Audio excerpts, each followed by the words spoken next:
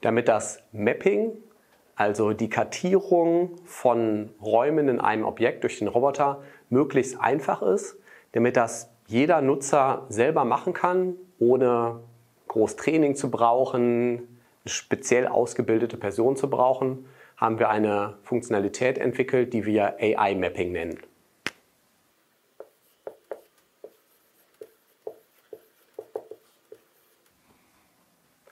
Ich zeichne den Grundriss eines Gebäudes, eines Großraumbüros, beispielhaft unterteilt in 2 Räume. Da gibt es sicherlich Möbelstücke, hier ein Sideboard, hier ein Sideboard, sicherlich noch mehr, Schreibtische beispielsweise, aber für die Funktion der Kartenerstellung reicht das.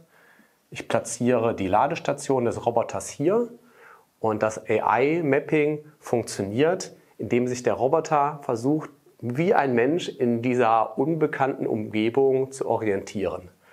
Der Roboter fährt los, schaut sich um, sieht die Wände, sieht die Möbel und sieht aber nicht alles.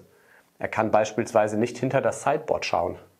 Also fährt der Roboter weiter an diese Stelle, schaut sich hier um mit seinen Sensoren, sieht hier alles, die Wände, die Möbelstücke, sieht aber hier durch die Tür durch und merkt, oh, da gibt es noch eine unbekannte Umgebung.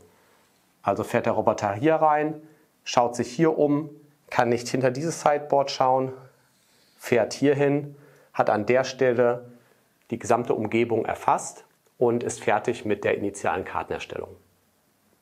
Dann fährt der Roboter zurück an die Ladestation, die Karte ist erstellt, auf Knopfdruck, kinderleicht.